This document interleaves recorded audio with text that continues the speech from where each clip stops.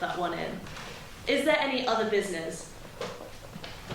Okay, so this evening we are having an emergency debate on the motion, this House believes that Durham University has a moral obligation to ensure its students have term time accommodation.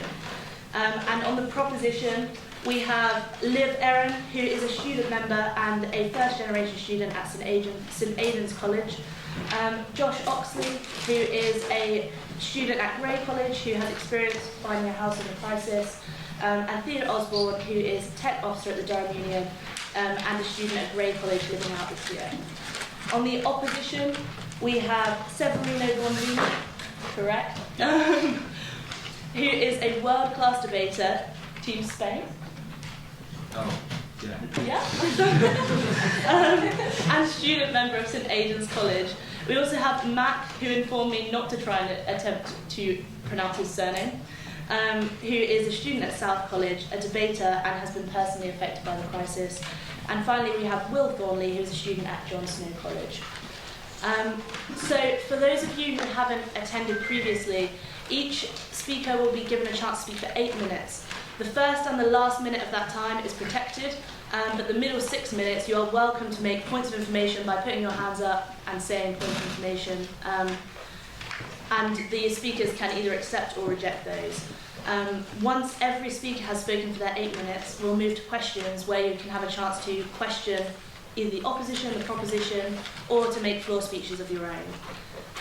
But without further ado, I'll introduce our first speaker for the proposition, Liv Eren.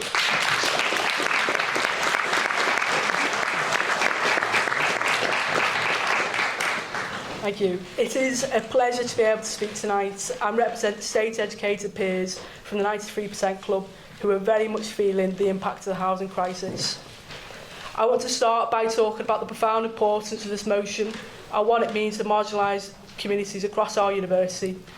This university has a duty of care to ensure that there is enough housing, university managed or otherwise, for students in its care. In short, the motion is calling for no student to be without housing during their first term at university. It seems rather basic, doesn't it? And yet the prospect of being homeless next year is a reality for many students across the university. Under our side of the house, it is not for us to prove how the university should go about achieving this goal, but rather to prove that it has an obligation to achieve it. Therefore, any arguments over pragmatism are irrelevant. This is simply a debate on whether there is an obligation, not how that can be achieved.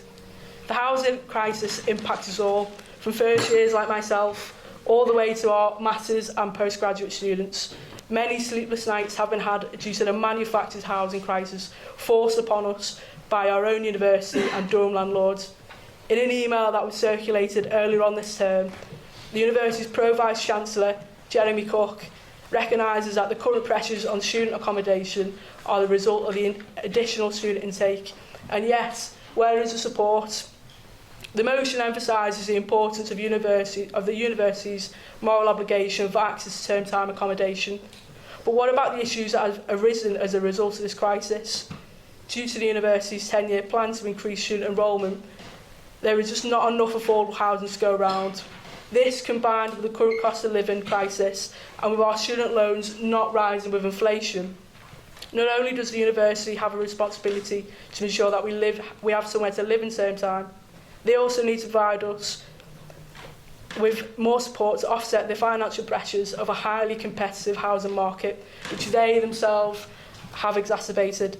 Touching again on the point about the planned increases on the student population, with this figure being around 21,500 students, which is just over 1/3 of the city's population, how on earth does this fit with the Durham County Council's 10% student housing cap?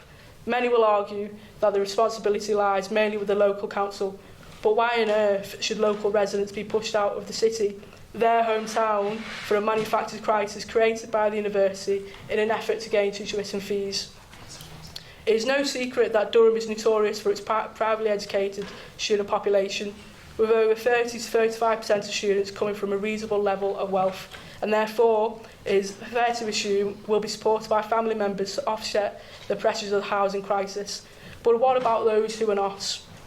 We argue that the university has a moral responsibility to uphold the values which are highlighted in its mission statement, which reads, We create the opportunities, support and freedom for everybody at Durham to become the best they can be now and for the future. Having stable access to accommodation in Durham is a key component of being the best you can be. The best Durham student is not somebody who's forced to commute in and therefore losing study time, and the best Durham student is not somebody who is isolated away from their peers and unable to engage in the Durham nightlife. Not that there is very much of that mind, because it's simply too far to travel. Forcing students out of Durham because of the rise in rent costs, which are a direct result of the union's decision to dramatically increase your intake, intentionally or not, is not an accessible move. Therefore, their actions are undermining their own fundamental values. The university has a moral obligation to correct them by ensuring full access to term time accommodation. One group often forgot in the discourse of the housing crisis are those who are doing a year abroad, who have come back home to this, frantically searching the Find a Housemate Durham group on Facebook, agreeing to live with any group of strangers they probably never even had a conversation with. And what about freshers like myself, signing houses with groups of people they've known a mere 2 or 3 weeks, forced to live with people they hardly know because there is no other option? For many working class students like ourselves, even gaining a place at Durham was a challenge in itself. Our whole lives have been focused on getting through the week, budgeting for every meal that we eat, making sure siblings and other family members will have enough to eat, with the promise that things will be better, things will change by the time we reach university. And yet here we are, in the centre of a housing crisis, with rents not even being covered by our student loans, food and gas prices skyrocketing, trying to navigate our way, forced to live in inadequate housing, being exploited by landlords just so that we have a roof over our heads. We deserve so much more support than we are currently receiving from the university. So I hope by lending your support to this motion, you will send a clear message to the university that we deserve better. Thank you.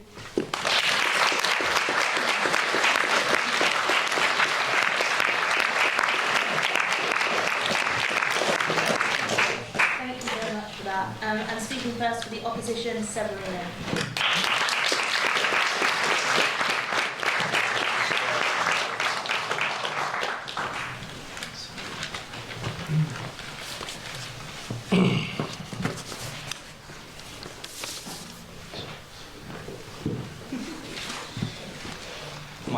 Might need this.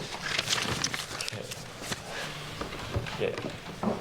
This house rejects a world in which the university is chained by an unfounded moral obligation, an obligation that would harm the upholding of their primary duty to provide education, and exacerbate the housing crisis, and so bring immeasurable harm to the students. Proud to oppose. Before I go into my speech, I would just like to engage in one piece of rebuttal.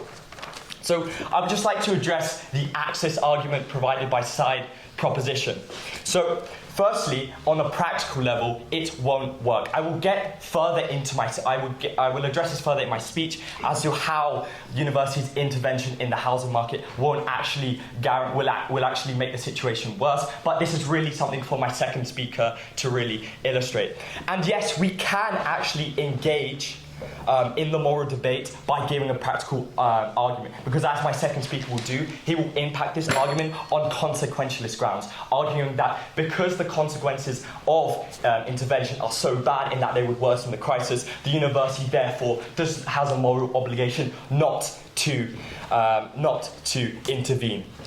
Okay, and so before I provide my main substantive argument, in which I'll be arguing that ensuring access will harm the university's ability to fulfill their primary educational duties, I would just like to engage a bit of framing, talking a bit about the key terms of the debate and its key actors. So firstly, on the point of moral obligation, just so we're very clear what it's about, it can be defined as a person having a duty or obligation to which they're required to attend.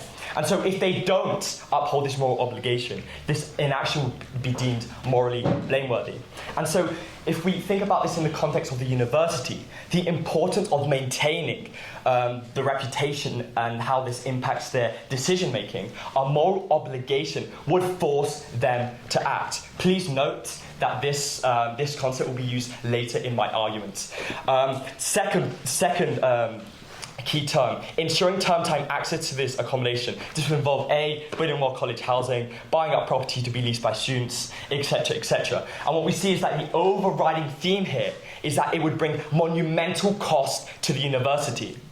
And so while some of this has already been done under the status quo, the moral obligation will dramatically increase this cost by forcing the university to engage in even more action. And this is the key impact of this moral obligation. Okay, so let's talk a bit about the key actors of this debate. I won't go much into the students because I'm sure we all understand their plight. Let's talk a bit about letting agents. So what are these letting agents like? They're profit hungry, predatory beasts, willing to exacerbate a housing crisis in order to maximize their gains. They are the actor most responsible for the worsening of this housing crisis.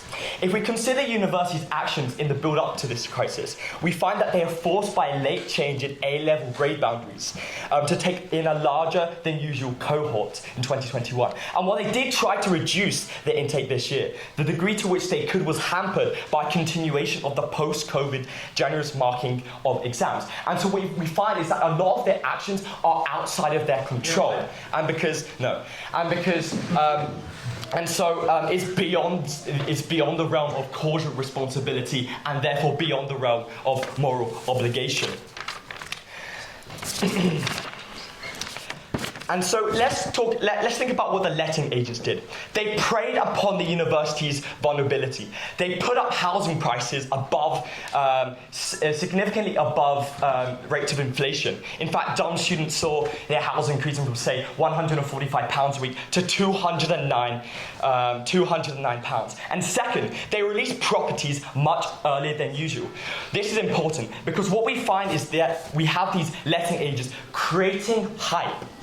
And so creating the market pressure that resulted in the housing crisis being what it was today. They treated the housing crisis, the release of homes, like some damn Supreme job or some Aiden's X Redbird merch shop.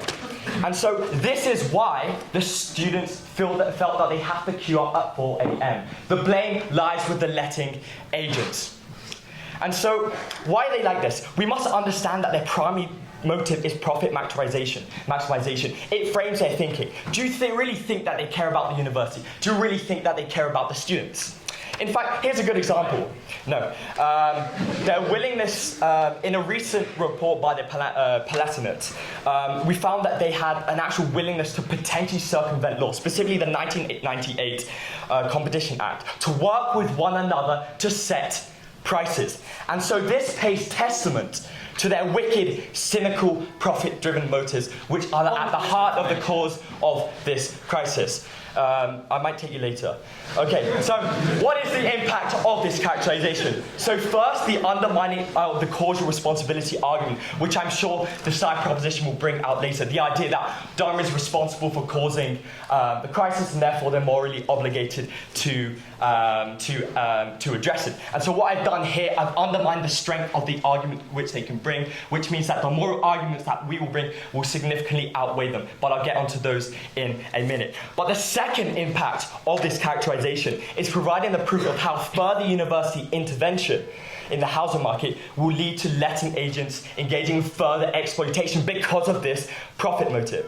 Because they know that the university is morally obligated and so forced to buy further housing, letting agencies can charge artificially high prices, worsening the problem, resulting in a higher cost for students, higher cost for the university, and higher cost for students. Okay.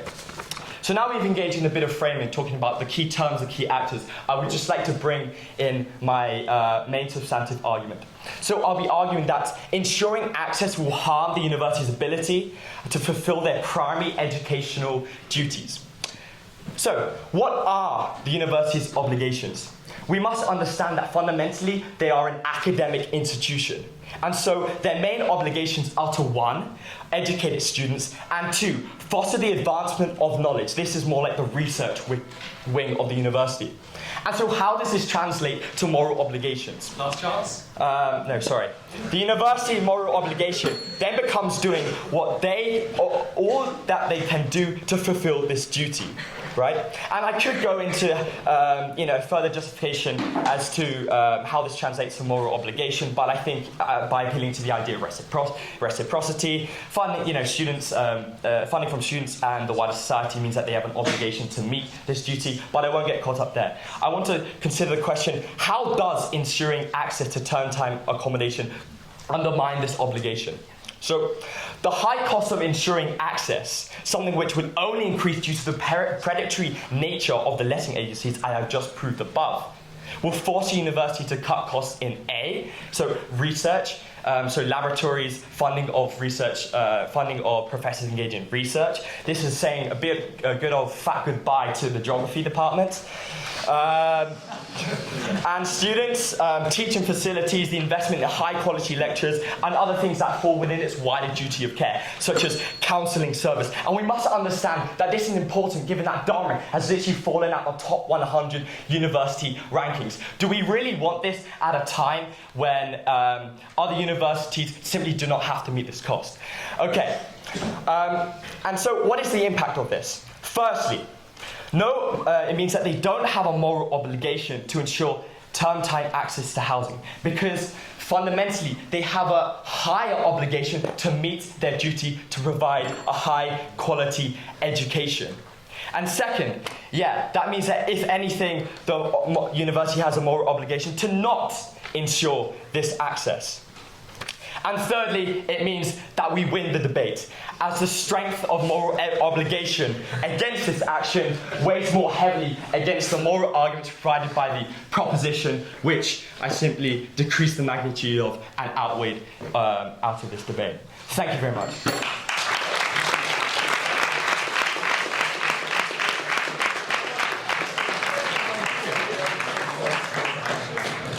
Thank you for that excellent, very long speech. And next up for the proposition is Josh.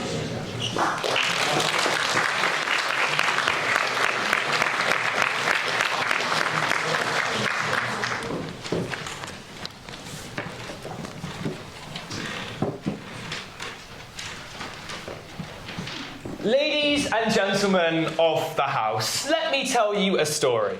It all began late on a Sunday evening. As a silly fresh, I was walking back from, more stumbling back from a cheeky SNK session. Up the hill, armed with curly fries in one hand, mozzarella sticks in the other. And as I approached the Student Union building, I noticed a group of people sat on the floor. Initially, I thought it was a few silly fresh taking a break before they had to walk up to Aiden's, or God forbid, South. No, ladies and gentlemen, these not so silly fresh were queuing overnight outside Harrington's just to get the possibility of signing a house for next year. These weren't just a few fresh, these were a wide variety of students from all year groups queuing all the way into Elvitt Crescent overnight, literally in the freezing cold. That is the state of the Durham housing market at the minute. And tonight, ladies and gentlemen, we are going to prove to you why the university has a moral obligation to ensure access to term time accommodation for all its students. I'm going to do this through two main substantives: the university's obligation to care for the mental health of students and its obligation to students' education. But before I begin, three main pieces of rebuttal. One, you can discount literally everything Sevi and Mac are going to say about the practical point today, because this is a This House Believes debate. Sevi is on Team Spain. He knows that a This House Believes debate does not require a mechanism in which we should implement this motion. We are simply arguing that there's an obligation to do it. How they do it is up to the university. Two, cost. Sevi talked about how the university won't be able to afford it. Housing was initially affordable before the university took a conscious decision to increase student numbers by 200%. It is their fault that the cost is this high. Therefore, they have a responsibility to fix this absolute shit show. Thirdly, this idea that the university hasn't got responsibility of allocating its numbers because of COVID. Granted, yes, there was an oversubscription, but their growth plan is a conscious decision to increase student numbers to 21,500 people. Right? When we already know that housing is already £200 a week. Right, on to my first substantive. The university must fulfil this moral obligation because of its duty of care to students. The university recognises this when it claims that at Durham, we recognise our staff and students are our greatest asset, and we want to support the health and well-being of all. But let's look at the broader picture before we can establish this moral obligation. Firstly, as Sevi said, a university's main role in society is the provision of education. Granted, we agree. As much as I hate to admit it, I'm mostly here for my degree, not for Jimmy's. Therefore, to fulfil this social function, universities need to create a learning environment where students' academic potential can be nurtured. Therefore, their obligation to the well-being of their students is derived from their obligation to their education, because academic potential cannot be nurtured if students' well-being is damaged. And living through this year's housing crisis, ladies and gentlemen, I can assure you that the well-being of students has been harmed. The crisis is harming our mental health. Before you move on, Mr. Oxley. Deciding who you are going to live with in your second year and where you are going to live with them is a stressful decision in itself, only amplified by the additional stress of making this decision having known each other for 3 weeks. What if I find out that my housemates love having the heating on full blast? Or they leave their dirty dishes out for days in the kitchen? Or they leave their toilet seat up? Right? This may all sound trivial, but it's an incredibly stressful decision to be forcing students to make this early on in the academic year. Tonight, are going to try and sell you this idea that this is solely the result of greedy bourgeois landlords, right? And the university can't do anything about it. But the university must bear some responsibility. The student population, as a result of their policies, has swelled by over 200% since 1990, and the uni has plans to increase this growth. This is a case of excess demand meeting constrained supply. As one student eloquently put it, and forgive me, Durham needs to, quote, stop fucking accepting students as there's not enough space in this tiny city. I hope you put that in a minute. Instead of fully thinking through the consequences of increasing the student population so quickly, the uni instead see each student as a cash cow. They don't care about us, ladies and gentlemen. They care about our money. That is all they care about. And if they had thought the consequences through, they would have halted the expansion and worked with the council to try and reach a compromise. Because currently, the council contains people like Carl Marshall, who has said, quote, students need to live elsewhere. Beyond maybe Newcastle, Darlington or Chesterley Street, I'm not entirely sure where this man means. Instead, if the university guaranteed accommodation to every student, there would be a lot of anxiety that would be alleviated, because at least students won't have to worry about being homeless. Or worse, living in Gilesgate. That way, so instead of confronting the issue, the university instead continues to bury its head in the ground and, create a housing group, as if talking about the crisis is a good substitute to actually fixing the thing. Therefore, it seems clear that the university has a moral obligation to ensure full access to term-time accommodation in order to look after the well-being of its students. I invite Matt. Mr. Oxley, would you consider the fact that the hype created by the letting agents is the problem here? There may be a gap between the actual number of houses... Fine, I get your point. Mac's point is basically saying that there's the hype created by the letting agencies. That hype wouldn't exist if there weren't 21,500 people in this university when there's only room for, 19,000 of them to live, right? But the hype is there because there's not enough housing. And we know that because people from low socioeconomic backgrounds are going to be forced to live in Newcastle. They're going to be forced to commute in because there isn't enough housing. If Mac wants to do a survey of every single house and prove to me that there is enough housing, I completely invite the man. I hope he spends 8 minutes proving that to me. So, moving on, the uni also has a moral obligation in this motion due to their function of providing education. Under our side of the house, access to stable, local accommodation is a necessary precondition for a good education, because the alternative will undoubtedly damage your educational experience. Pricing students out of Durham, especially those from poorer socioeconomic background, as Liv touched on, forces them to live in places like Newcastle. But the problem is, they're not studying at Newcastle University, they're studying at Durham. So we encounter this ridiculous situation where students, particularly poorer ones, are being forced to commute in just to meet their educational commitments. This damages their educational experience in 3 key respects. Firstly, there is a considerable loss of time available for education due to having to commute back and forth for lectures and seminars. Again, this isn't equally felt by all classes. The brunt of this impact is felt by poorer students who are forced to live out of Durham. That is to say, poorer students will be the ones missing out on education, further entrenching social inequality. Secondly, there's a considerable loss of opportunities for these students. Being forced to commute might affect students' ability to participate in extracurricular activities. Perhaps they can no longer be here tonight, or perhaps they couldn't compete in DU rugby. Their enrichment opportunities are likely to be restricted by the fact that they have to commute in, thus again damaging their overall educational experience. And thirdly, the need to commute might damage their ability to enjoy the thriving nightlife of Durham. This can affect their ability to form friendships and enjoy the overall experience of university. Because what is the Durham experience without Jimmy's? Therefore, the uni has, it's out of order, I would take it, I'm sorry. Therefore, the uni has an obligation to ensure access to accommodation for all students so they can basically enjoy the full experience that Durham offers. To conclude, due to the university's duty of care to its students' well-being, and due to the Durham educational experience, the uni does have a moral obligation to ensure this access. Is it right, ladies and gentlemen, for students to be forced to sleep on the street to secure something so fundamental to their education as a house? Is it right, ladies and gentlemen, for wealth inequality to be further entrenched by pricing poorer students out of Durham? Is it right for students to miss out on Sunday nights at Clue because they can't afford to live here? That is not right. And if the answer to those is no, which it is, I beg you to vote with the ayes tonight. Thank you.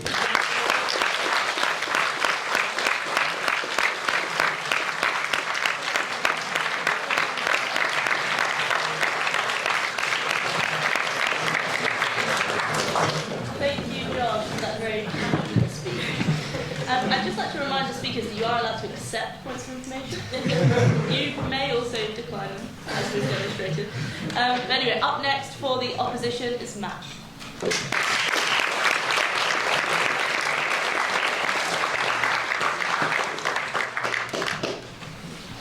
Sorry, I do get a very dry throat.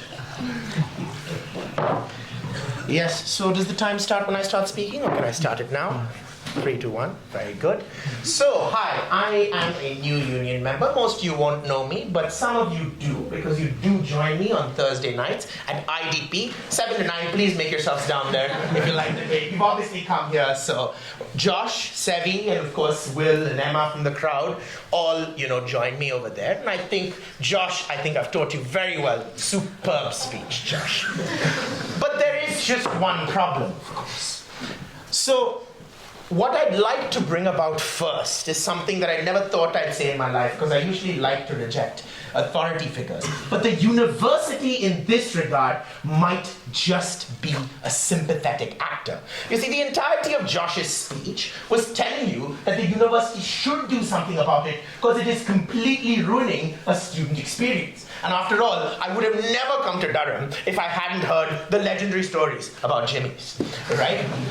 So, the point being that the university knows this. The university wants to actively increase student participation. And if I know as a potential student that, hey, if I'm coming to Durham, I'm gonna have to live in Newcastle, not even Newcastle, I'm gonna have to live in South Shields, my God, right? I'm gonna have to live in South Shields, and then I'll have to commute to Durham, and I'm not even gonna get any nightlife, and all I'm gonna have is like my local kebab shop and pub. Nobody's coming to Durham, let me be so real. Right?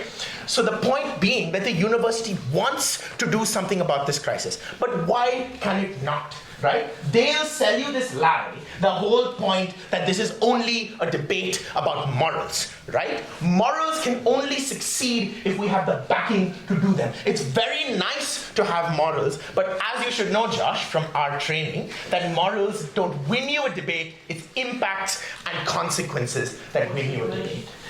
Yes? How do you respond to the fact that whilst the university isn't an actor, they're still trying to increase the student population?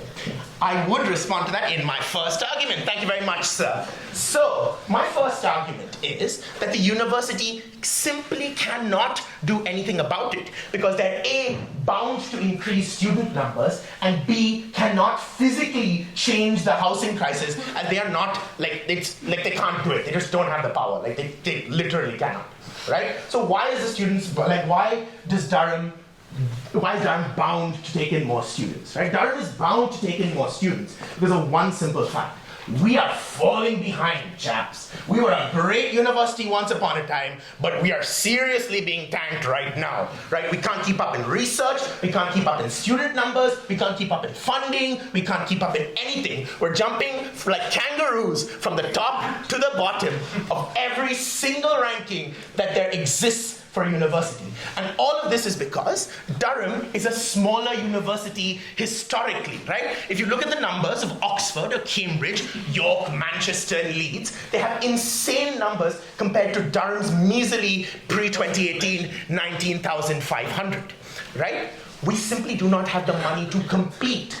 And unfortunately, in these circumstances, if Durham does something, the actions it takes will override this moral principle and in general actually make the moral principle worse. The whole idea of access that's coming through you from side proposition is predicated on the fact that if the university takes this action, it will have a positive effect on access, right? I'm here to flip that argument again and tell you why if university does what they propose it does, it will actually screw access up for the lot of us. Right? There's just the second whole point that they physically cannot do anything about it, right? So what happens when the university says, okay, we have that moral obligation to take on more housing for our students, and if we have to increase numbers, we will do it with house numbers.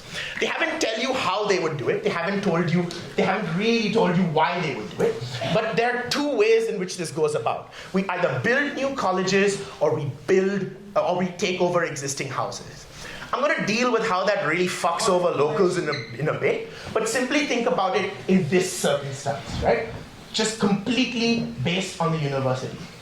If the university were to build more housing, it spends money it does not have on things which won't increase its ranking, right?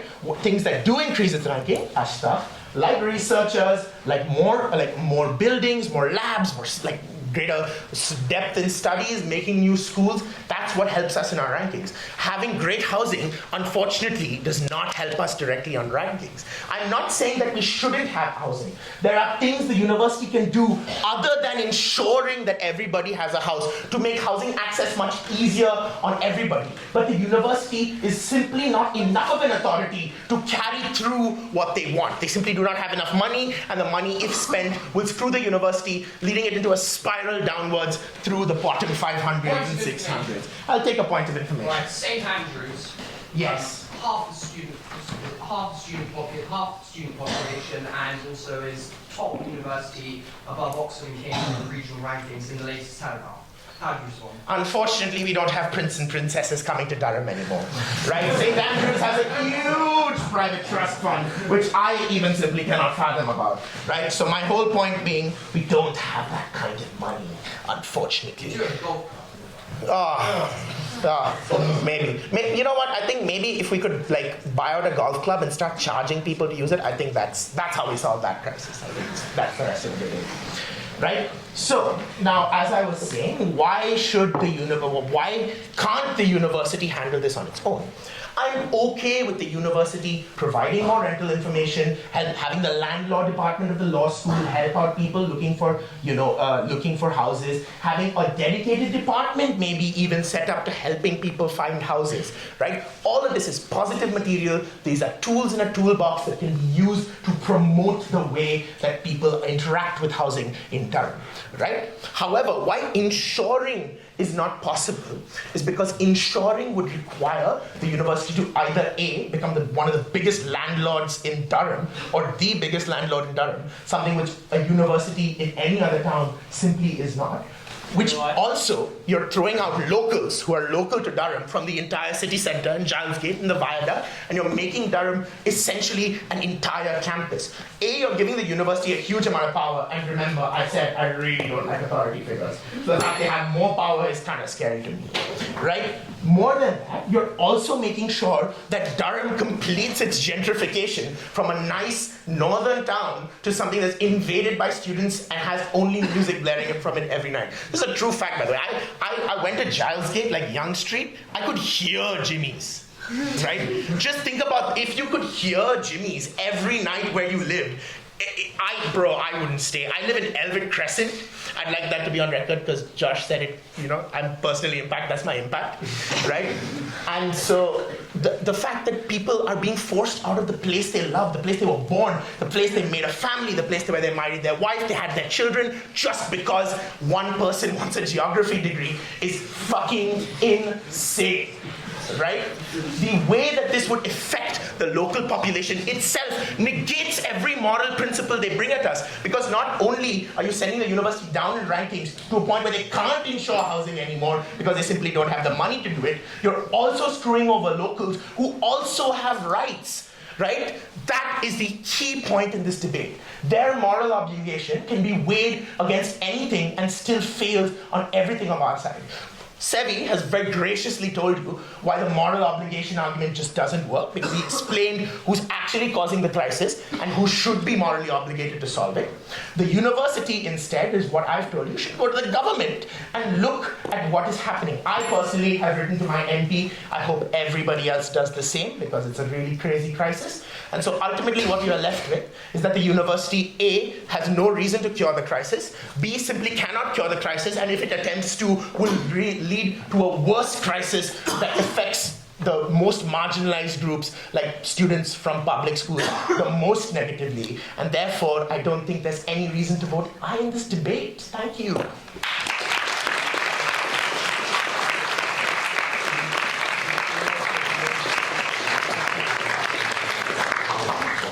Thank you, Matt. And finally, for the proposition, Theo.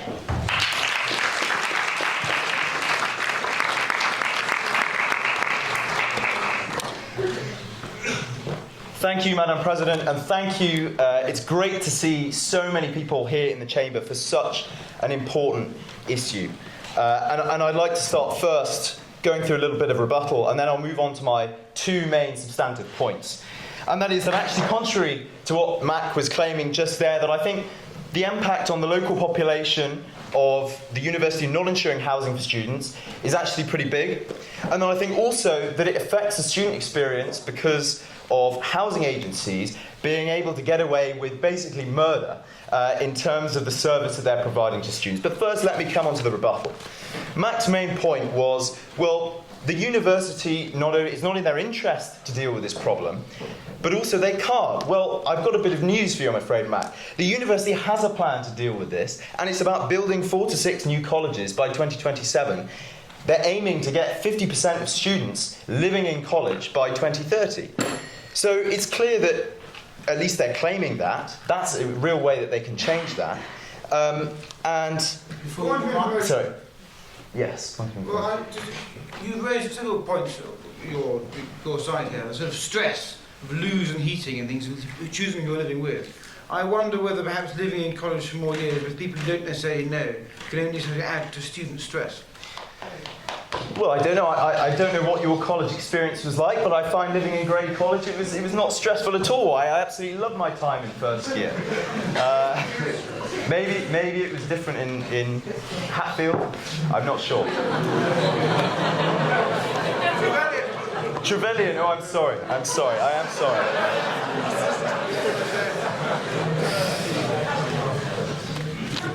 So yes, and secondly, on the gentrification point, this was actually one of my main substantive points, as I said, that let's think about what happens if the university continues to not ensure that its students have accommodation. What's going to happen?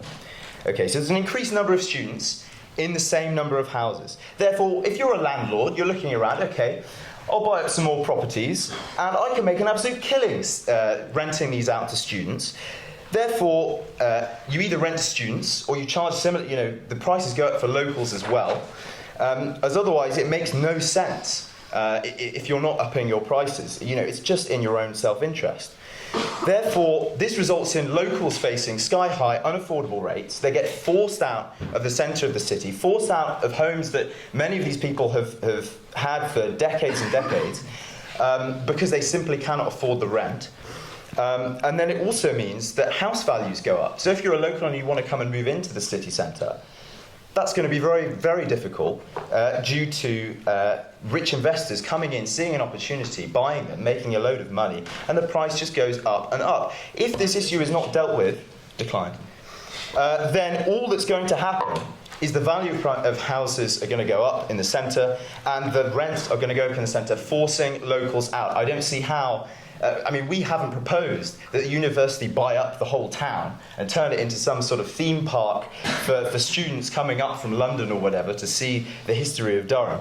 All we're saying is that the university has options. It can build more colleges on land that's not in the centre, declined, or it can simply reduce the number of students that it has. We've seen over there, you made an excellent point, there's St Andrews. It's top of the national leaderboard and it's got about 10,000 students. Oxford, Cambridge. Yes. St Andrews also has by far the worst housing crisis of any university. That may well be true, but that may well be true. That may well be true. That's one example of decline. However, you look at Oxford and Cambridge. Do they have a housing crisis? No. You look at Oxford. A lot of colleges there, they actually guarantee housing for your entire degree, almost your entire degree. And so you can see actually, okay, well, St Andrews is one example. They do guarantee housing in the first year. But you can see that these are some of our best universities in the world, and what are they doing? They're putting their students first, and that's what Durham ought to be doing. It's because Durham has a moral obligation for it. Before you move on? No. I have to move on here, I'm afraid. My second point is how it worsens the student experience living in these houses. Okay. So we've heard a lot about the bad things that the housing agencies are doing. I mean, I've got a few examples for myself. I mean, I don't know if any of you were reading on Durfest about these landlords who were claiming that to stop condensation in your house, you should stop breathing inside. I mean, maybe we're wrong. Maybe Durham students are the ones that are the problem. You know, if we just stop breathing in our houses, you know, all of our problems would go away. I mean, other issues. I know people's ceilings who've fallen in, and the right there, exactly. And what have the housing agencies done? It's been complacency, laziness, no action. That's what they're doing. No decline.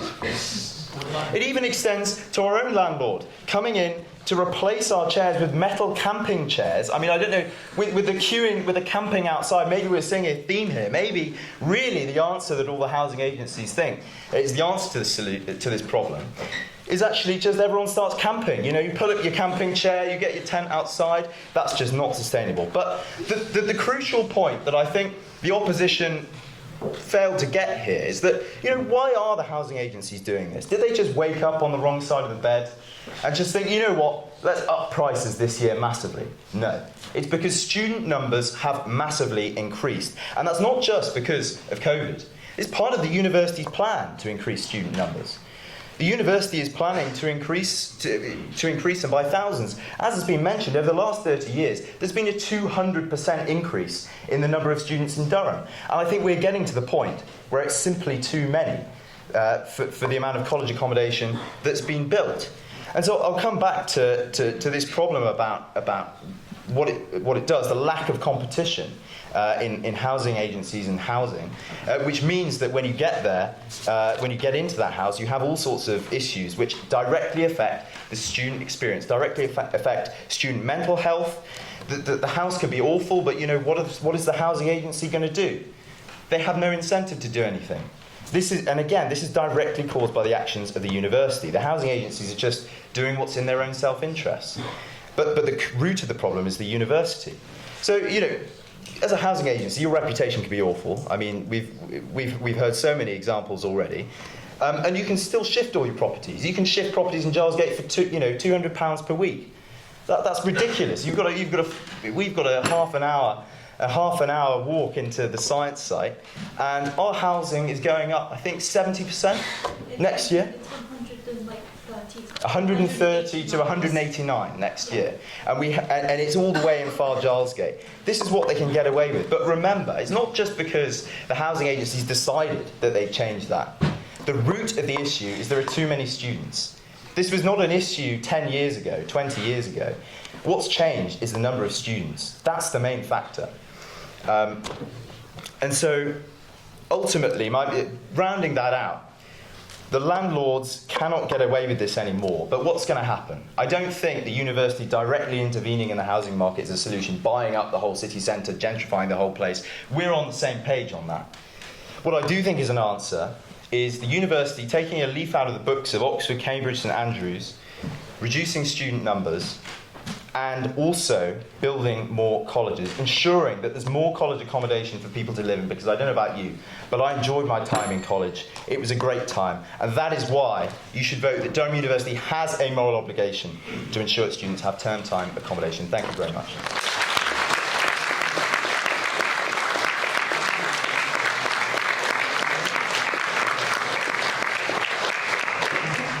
Thank you, Theo. And finally, for the opposition, Will.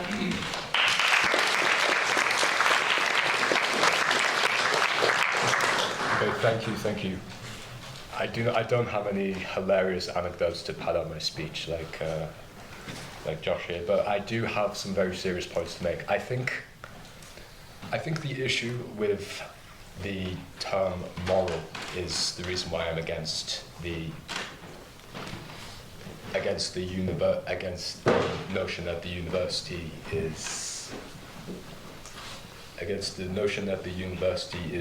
obliged to, because I don't think morality is a relevant factor for what should be done. In my opinion, I think that the fundamental aspect that should relate to how we achieve this isn't through going to some ideal, but through a realistic look at what the consequences are of certain things happening. So, for example, if the university negatively gains a negative reputation as a result of the lack of housing, the lack of ability to fulfill its main criteria, like, for example, Durham is known as a campus university to a big extent, and even if people are going to fail, even if the troubles with housing is going to make that so that's not possible, the consequence for the university would be that they're just not going to be able to have as high of a reputation. They'll go down in the leaderboard rankings. And point of information. Yeah. What's the obsession with rankings? Rankings are, something that are often focused on research, and Durham is not a research institution. It's primarily undergrad focused. Point of information. The university's primary function is research. Students are irrelevant. Research going back to the last 1,000 years of the university. Student experience, all this crap. Research is fundamental, that's why we're here. Not to get a degree, it's not to get a clue, but to actually do some bloody work.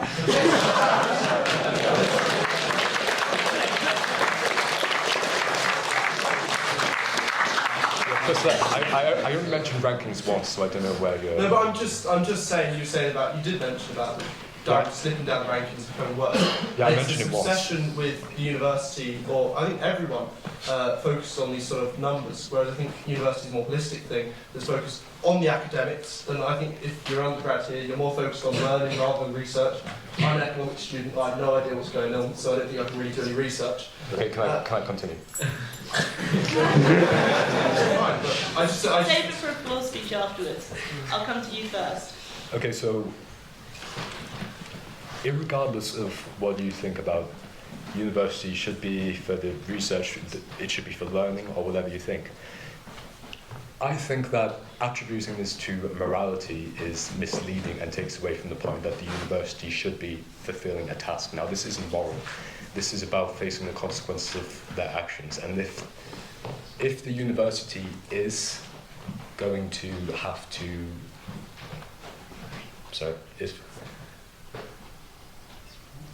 If the university is going to have to face a falling reputation because of negative things they do, then so be it. But the consequence of this will be that it will naturally come down because of itself, not because they had any kind of necessity or obligation to. And furthermore, the main point that I'm attempting to get to, but failing to find the words for, is that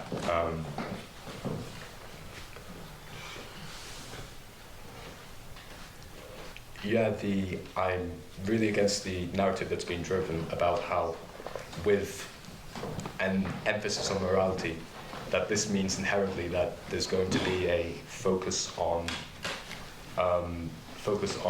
actually fulfilling the morality. Like, agreeing to a certain thing doesn't mean that you're going to do the moral thing. Like, if we're going to go for the question literally, they have a moral obligation to provide housing. Now, this doesn't mean to provide good housing, doesn't mean to provide housing that people can afford, doesn't mean to provide housing that helps people who actually would need the help. And I guess the overall issue is that, if the university can't provide this, then, people who aren't able to afford these kind of things just won't go to the university, and they will gain a negative reputation because of it. And this isn't related to morality at all, which is where I think the major problem is, because when you bring morality into it, I think that it acts as an overall distraction to the point of trying to fix the issue, making it all kind of like, making it focus on a reputation instead of the actual quality of the university itself, the actual ability to fulfill things. And morality in a realistic sense isn't, at least with the words of the questions and in general, isn't something that actually solves whatever issues there are. And if the university... Yeah. Surely any solution provided by the university is going to be motivated by a sense of moral obligation, or is the university this heartless entity that just doesn't care about us? I mean, do you think... they are. Yeah, do you think... Yeah, that's what you were saying. Do you think the university cares about anything other than its own profit and reputation? Yeah, they do. No, I think that if there's a moral obligation on behalf of the university, they'll be motivated to do so, to act on it. We're arguing for a moral obligation, but I don't think that means that. I think that means just like the notion of morality. It doesn't mean that they're actually going to do anything. And like. Point of information. Why isn't it okay to just have morals and morals sake? It's like saying the UK government has a commitment to giving free, good healthcare for everyone. They can't always achieve that, so it's like something. I agree with the general principle, but realistically, this isn't something that's going to motivate the university unless their perceived morality is going to be something that helps improve their perception overall. I think it's just kind of like idealistic in the sense of unrealistic if you try to think like that and attribute things. So it's not that I'm against it. So I don't think it's going to happen yet. On the topic of reputation, the university, this crisis has already made headline news. So the university's reputation has already been damaged by this crisis. So at this point, their only option seems to be to step in and fix it. That's exactly the point I'm making. No, the point I'm making is that the university would have negative consequences of their actions, therefore providing motivation for change. But this isn't, the question's about morality. This has nothing to do with morality. Yeah. How do you define morality?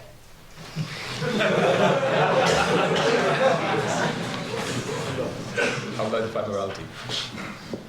I think morality is a fulfillment of your own stated obligations, but with the distinction, instead of just being fulfilling like a contract or an equivalent thing, with a sense of like higher power or superiority or like kind of like benevolence or kindness. And I don't think that this is how businesses work. I don't think it's how people think on a macro level. And yeah. Thank you.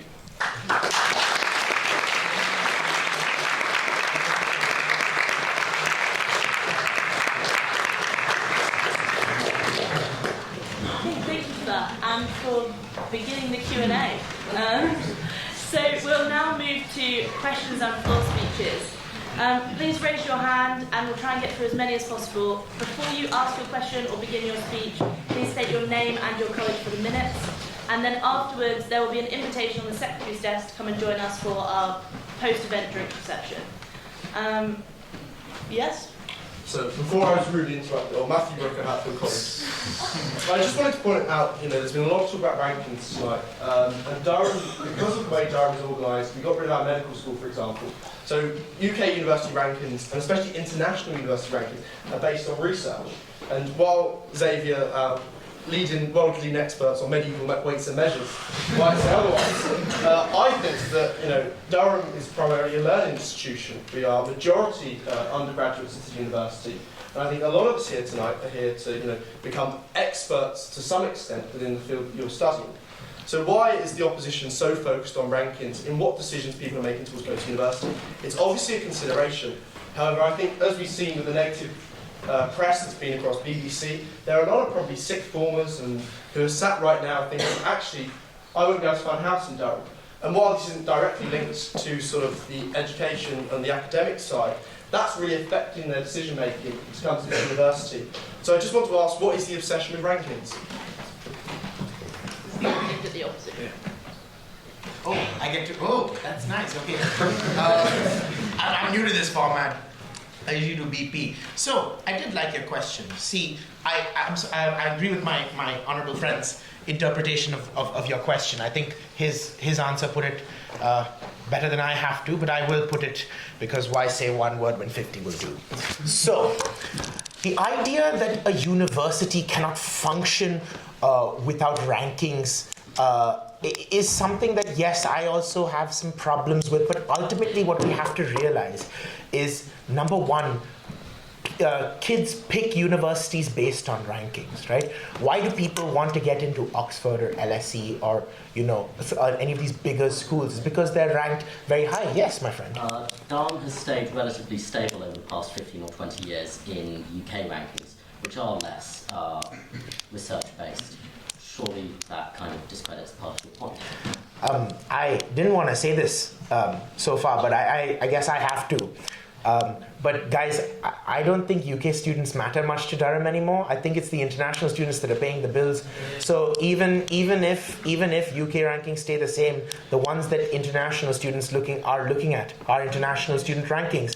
These international students are the ones that's funding our great research, are funding our undergraduate experiences. I know my professor's fees is paid from my professor's wages are probably paid for the fees I pay to the university.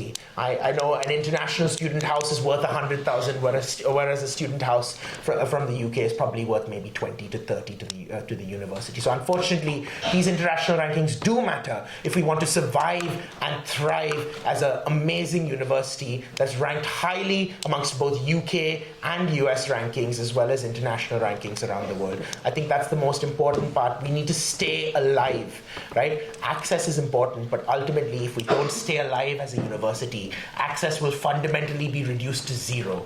And therefore, we have to protect our university for each and every one of us, not for any majority or minority.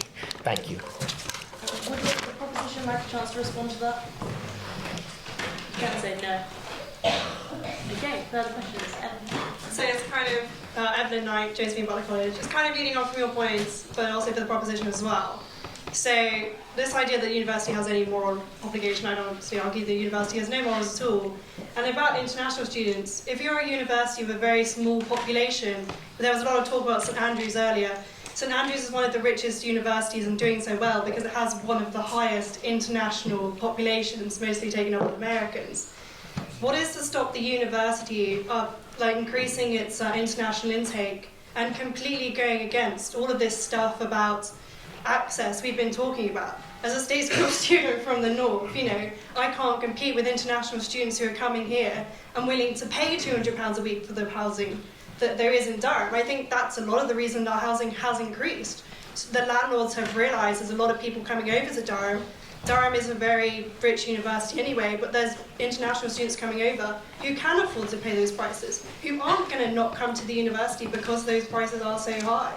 Durham, there should be some sort of obligation as well, if the university is putting things into place, to ensure that places aren't taken away from UK students who are well deserving of places, just because the university requires more money from a smaller, I think building more colleges and obviously getting control of the housing crisis is so essential to make sure that the university doesn't just allow international students, because whilst, they do make our culture so much more vibrant and they bring so much to the university, the university doesn't care about that.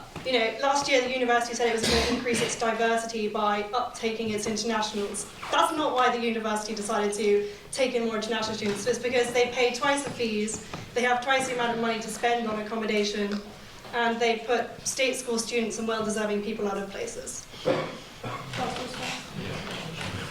You don't have to go to Durham. I wanted to go to Durham. Why should I go to a lesser university? Because I can't afford to pay the same prices as rich people from other countries. I'm deserving of my placement just because... It's more so that Durham is becoming a different thing, and maybe the opportunities aren't there, but I don't think that... my ideal university isn't here. I wanted to go to Columbia rather than...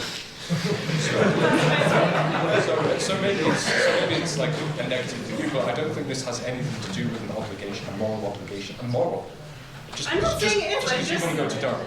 That's nothing to do with morality. I'm just saying, like, is there not some like moral obligation to our students in this country, like you were saying, who want to, you know, they've worked their entire lives through state school to try and do something better for themselves, and those spaces are being taken away because the university cares more about giving its limited number of spaces to people who can pay twice as much. Absolutely. Order. We'll go to the prop and then you can say your little bit. Would you like to come on? So yeah, I mean, I totally agree on the point. I mean, I think there was some target that the university set about getting to maybe, was it 30% international students by a certain period of time, in a few years or something. And I think, yeah, the university has various reasons about that. I don't think it's all about money. I think that getting a more diverse intake, you know, back in the 1960s, Durham was a very different place. I think it's much, much better off by the fact that it's got the diversity. It's not just about money. But I think actually, yeah, it does reinforce our point. I mean, if you have people here coming here with significantly more money than students, particularly from the local area, then, you know, and the housing supply isn't being insured for all those students, then you're going to have those who can pay, forcing the others out to Gilesgate or further. So yeah, I totally agree. Matt, you can briefly comment. I absolutely agree on your point. The website that actually helps UK students, because if you don't have the money to take in more students, what you do is replace the existing ones with much, much, much bigger cash cows who are going to spend more in college bars, more on their education, more on tuition, more on scholarships, etc. Right? So therefore, in order to make sure that Durham remains equal access to not just people who are ethnically diverse, but people from lower social strata in our own country, we must ensure that we're allowed to expand the university such that we can have high research rankings and education rankings, while also ensuring access. Thank you. At the back there, in the stripy top. While the ostentatious scenes outside the state agent, which Josh so vividly described, have done wonders for national coverage, they seem as though to have sort of perpetuated this fear-mongering amongst students, rushing to buy houses that don't really fit our needs or we don't really want. And the proposition themselves seem to perpetuate these preposterous hypotheticals about missing out on jimmies or clues. No one is living in Newcastle yet. This is not a mass scale thing, as we heard. This is happening on a smaller scale, but we all are aware it's not a large scale commuter train from Newcastle to University. This crisis is not our fault. But does the proposition accept that we as students also have a civic and moral obligation to avoid pandemonium in the last month and encourage some student-led rationality? Thank you for that eloquent point, George. Love it. But the problem is it's an absolute lie, because there are people who currently live in Newcastle and Chesterley Street that commute in. I personally know of second and third years who saw their houses fall through during Fresh and then had to move out. And that problem, you say at the moment it's insignificant, right? How you define insignificant, like, I don't know, because I think that even one student having to live in Newcastle rather than Durham is bad, like, let alone more. But as the student population grows to 21,500, and let's not forget, the aim is 21,500. If we extrapolate recent growth, which is 484 students per year, that goes to 23,040. Because as we know, Durham are shit with their numbers, right? They will oversubscribe. So we will see around 2,000 more students, right? And you're not going to see the same level of accommodation access for them, because you're going to have the same, or you're going to have similar levels of accommodation for 3,000 more students. So I think that's going to worsen the problem, and we're going to see in 2-3 years' time this be a real issue unless we really get our act together and follow in the steps of Oxford, for example, in providing college accommodation for all years. Thank you. Would you like to respond?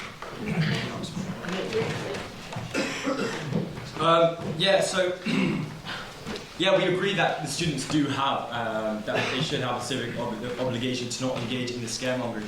And we think that this civic obligation on behalf of the student is better in line with the proposals of our side of the house, in that it provides a greater scope for them, in that instead of the university just guaranteeing all this access and basically solving the problem, which we believe that it's morally questionable whether they actually are able to, and I just linking back to what I said about moral obligation in my speech, we think that the mechanisms which they can engage in on our side of the house, so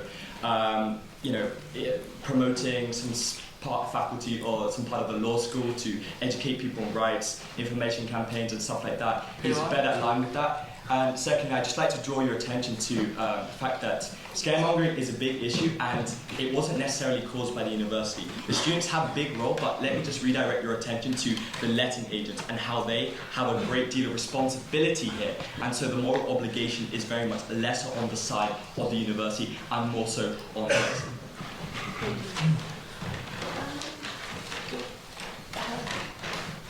Sean Romani. Okay. That's okay. You go and then you can go after. Sean Romani, South College, West College. Now on the record. To the proposition, would you not agree that the housing crisis is part of a wider problem, one beyond Durham University's control? Namely, that Durham as a place is growing, and the local council needs to accept that we are no longer a small town, but a larger city. There's a dire need for new infrastructure, new ring roads, more shops and boutiques down South Road, new connections to the M1. And insofar as this is true, surely you must believe that the university has no moral obligation to act on the housing crisis.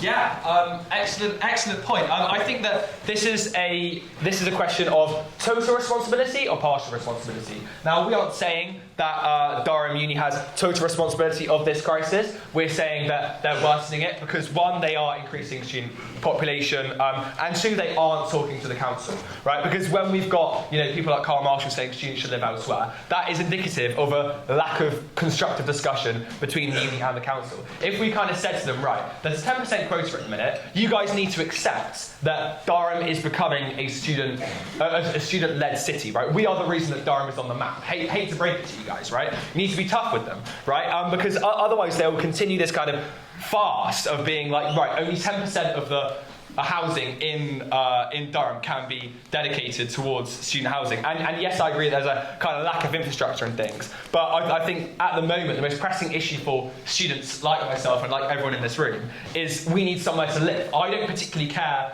about like infrastructure links with the M1 at the minute because I just want to have a roof over my head next year. So we need to focus on that issue first and then talk about the wider issues of a lack of infrastructure, which I mean we're not going to get political here, but I think that's a result of 12 years of austerity. But yeah.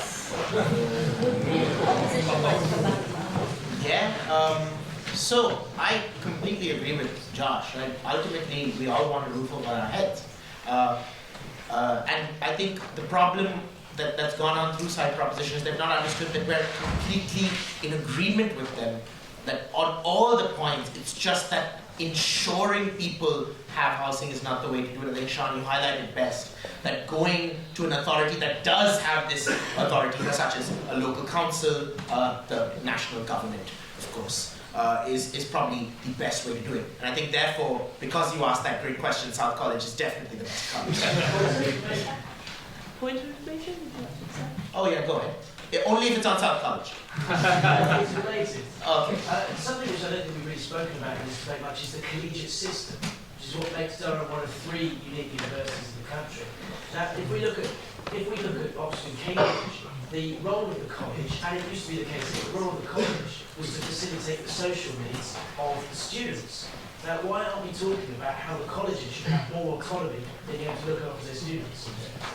I think that's a fair question to ask, right? But I think that the lack of autonomy with colleges is a result of multiple factors that is pushed by the uni. I think it's also to result with building cookie cutter colleges like South and John Snow, which don't have any feeling. Ultimately, if our buildings, we may have the best rooms because of our ensuite bathrooms. I'm just saying, we do.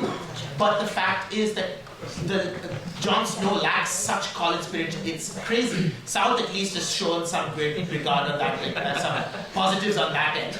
But considering I'm president for South Rugby, I have to say that. But it is something that we do have to look into. I think it's reducing the role of the college in a student's life rather than as a complete result of this of the housing crisis. I feel it affects it in some way with less students opting to stay in colleges, but I think that is also again a result of colleges being so expensive to buy into, and certain colleges being more expensive than others. Like some of them charging up to I think $9,000 a year this year, which is like why wouldn't you just go stay? Would you agree that the university has Hang on. applications? We're going to move on.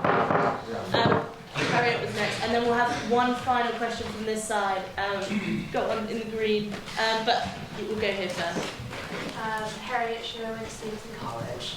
So we've spoken about money and greed at the university earlier in the questions, and specifically when we think of the overall picture of Durham right now, and I suppose across England and Britain as a whole when it comes to the university system, there's currently strikes, there's currently those other emphasis issues that universities are putting on students and staff are now striking, but the university is still taking our money in that way. Surely, arguing that there's a moral obligation, you need to identify that the university is initially not giving a moral obligation to students to begin with, through all of these different ways they're taking our money. I will start the proposition. Please keep your responses succinct. Well, I think the university does show that it has a moral obligation to its students. I mean, especially on housing, for example, it feels that at least it has a responsibility to provide first years with housing and college, has a responsibility to provide some of them with food and other facilities. So, yeah, I suppose, I mean, the strikes thing is a separate thing. Maybe we can say, well, you know, while the university has a responsibility, it's maybe not acting on that responsibility. But it's all an extortionate fee regardless. Sorry? It's at an extortionate fee. Oh, 100%. So. 100%. But it still has the responsibility. No, I think that you put it perfectly. Honestly, I think you can't add much more. I think there is something to be said about who is culpable in this situation.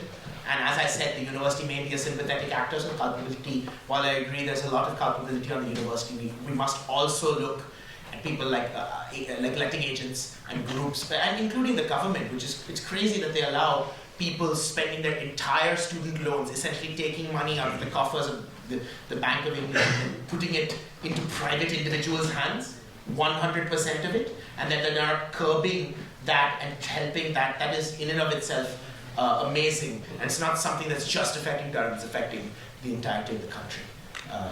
Final point over here.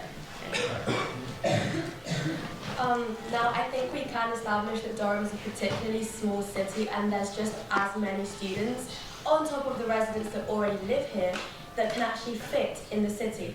So naturally, the more students Durham takes in, the less housing there will be for them, something which will negatively impact their mental health and therefore undoubtedly have a severe impact on their academic performance. Now, Mark, in his speech, I believe, stated the reason why Durham is bringing in more students is so that Durham can ascend up the university league tables again. Now, my question for Mark is, do you really think stressed, sleep-deprived and financially struggling students are really going to increase Durham's ranking? Good Emma, thank you very much. Emma's also an attendee of Thursday's IDP sessions. But I think the question fails to take into consideration what I said in my speech. And the whole idea is that I agree the university does not want, and neither do I, and neither do any of us want, stressed out, sleep-deprived students who are struggling to find a roof over their heads. Because it ruins our experience. It sucks for the university. It sucks for local shop owners and everybody else. So ultimately, it's a situation which is a lose-lose for everybody. But the only way to prevent that is to not ensure everybody housing, but go through all the mechanisms that Severino and I provided to you to ensure that we do something about the housing crisis while also keeping in mind that the university ultimately has to function as an educational business. Right? We have to make sure we're here to educate for the next 200 years, as well as educate the people we have right now. Thank you. really quickly, Emma put it spectacularly, but Mac just talked about like, the mechanisms in which they would solve this problem, and that's linking to Sevi's point about how you can have like the landlord department of the law department helping out. Why does that matter if I'm spending my entire student loan on my rent? Because next year, a lot of us in this room won't be able to afford to feed ourselves without support from our families. That is not okay. So they can talk about how they're going to fix the issue by we'll talk about it. We'll create a housing group. We'll check the contracts for you. That doesn't matter. None of that matters. On our side of the house, we have the biggest impact in that we are literally putting roofs over people's heads. Right? They aren't doing that. They're ignoring the issue and have to vote with us. Right, thank you everyone and thank you for your questions. And we'll now move to closing speeches. Please, no more than 4 minutes, hard limit, and no points of information during that time. Beginning with the opposition.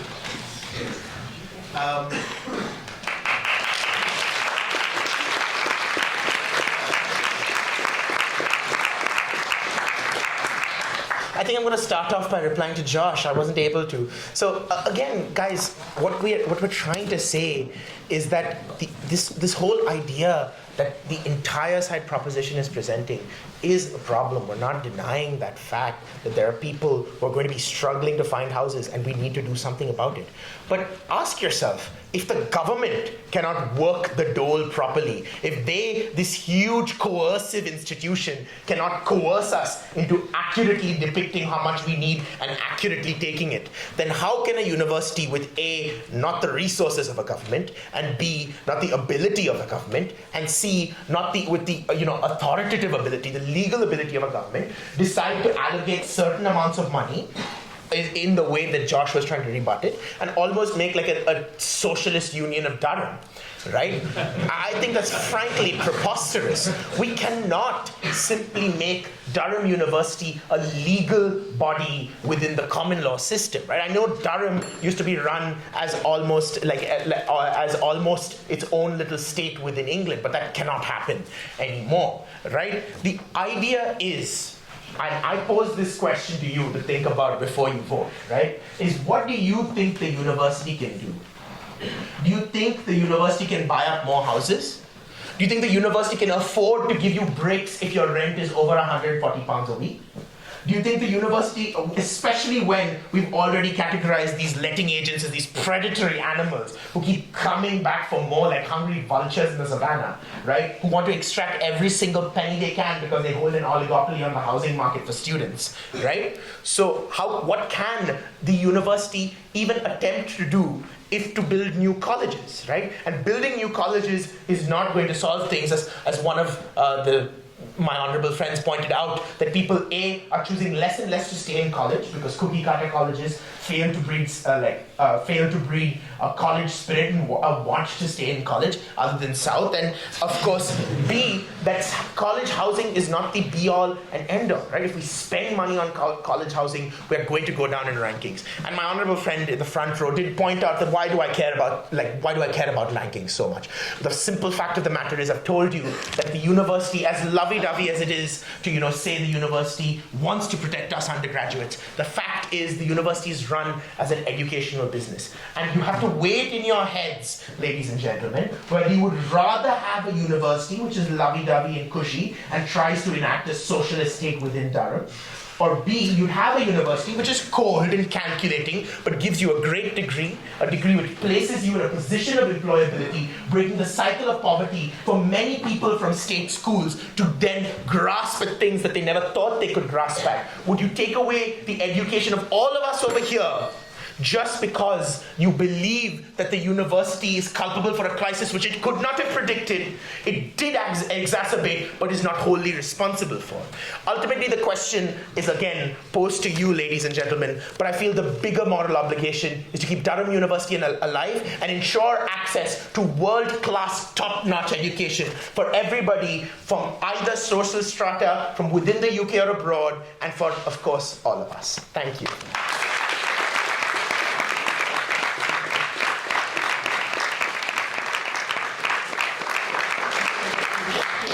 And finally, to close to the proposition and close the debate.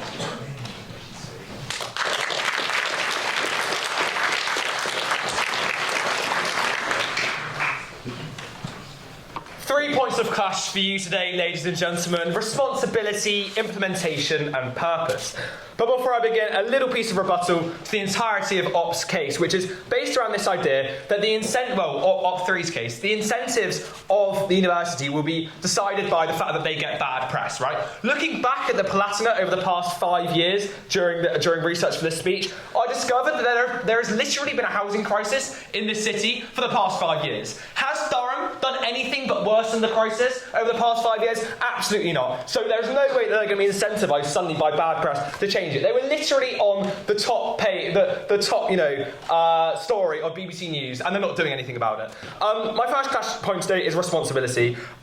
Today, Op is selling you this, lie that the university has little or no responsibility in causing this crisis. That is bullshit. The university has made a conscious decision to increase its student numbers, right? They talk about the, greedy, predatory letting agents. Do you really think that greedy, predatory letting agents would have been able to charge £200 a week to live in Gilesgate if there isn't a constrained housing supply, right? I'm going to whip out the Principles of Economics module handbook today, ladies and gentlemen. Increased demand, constrained supply, prices go up. What is causing the increased demand for housing? The uni increasing student population. Do not forget that. The uni has a direct role in causing this crisis, right?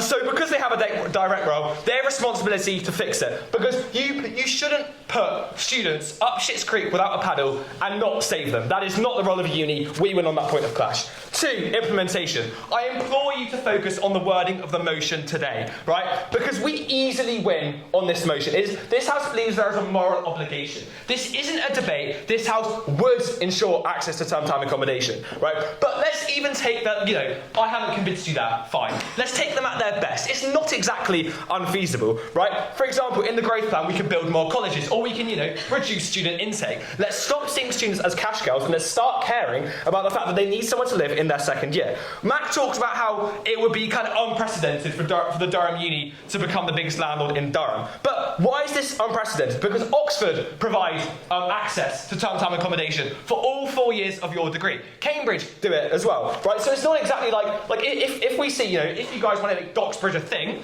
right? Let's provide term time accommodation to our students, right? So A, we've definitely proved there's a moral obligation, and B, we've also proved that this is probably feasible, but that isn't the point of this debate today.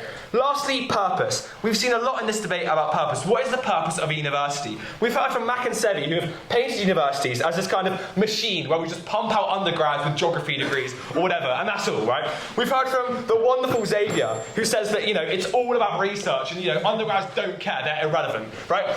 If you disagree with both of those sides, which I think most of you will, you need to take a step back and think about the overall educational experience. Because I'm not here just for my degree. If I was here just for my degree, then, that would be a very boring purpose of university. I'm here to meet new people. I'm here to thrive. I'm here to, have a great co-educational experience in places like the Durham Union. I'm here to go to Jimmy's in Clute, right? As much as Xavier doesn't like Jimmy's in Clute, we all love Jimmy's in Clute. So, therefore, right, the purpose of a uni is to provide an overall educational experience, not just to pump out degrees. Therefore, if you think that the uni has a direct role in this crisis, and therefore they should be obliged to fix the thing, if you believe that we can implement it, and even if, you may not buy that argument, this isn't an argument about whether we can, it's whether we should. And 3, if you believe that uni is more about your degree, and it's about Jimmy's in Clute, vote with us.